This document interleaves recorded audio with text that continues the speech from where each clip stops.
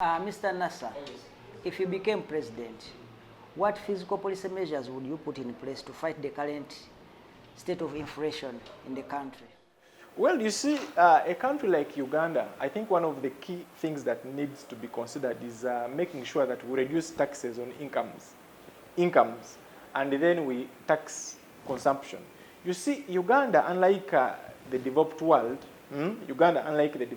our societies, and I believe in a number of other African countries, our societies are still intact. That when my brother gets a salary, for example, he has like 10 or so people to look after. That is not the case in the European world.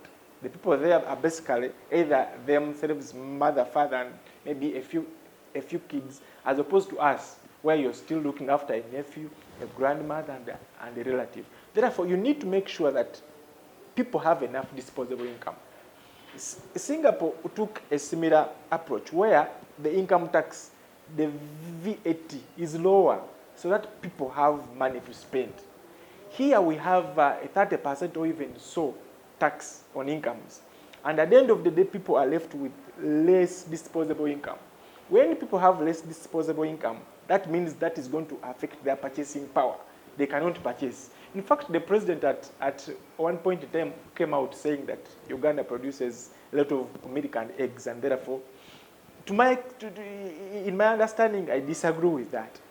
People, even here in Kampala, do not have the money to constantly afford meat, milk, eggs, fish, and the likes. Why? Because they have less disposable income. And therefore, if you have a country where a few people have a good purchasing power, it affects the consumption of even the commodities that would be necessities. Very few people can afford milk on a daily. Why?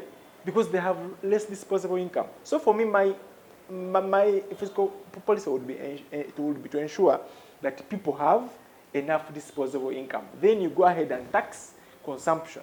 Because when people have the money, they buy the eggs, then you are keeping the person who is in the production of eggs, the production of meat, the growing of rice and others in a business. But the moment you are ensuring that people have less, less disposable income, then you're creating a danger. And in fact, this, to some extent, eats up into the corruption we have in the country. Because literally, government is taking away everything. People are left with little. When someone is left with little, even to work on the necessities of life, what will he be left with is stealing to survive. So for me, I think, and I would make sure that the implementation is in a direction of making sure that people have enough disposable income. Their incomes are not taxed as they are taxed now. VAT would move from 18% to 12%. Then income tax would go as low as 20%. What will that mean?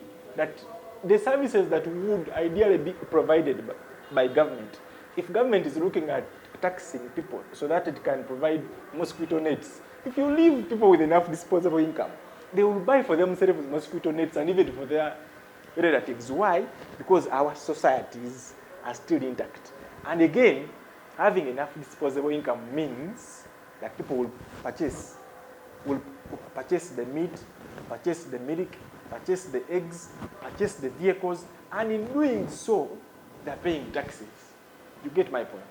That would be my fiscal policy.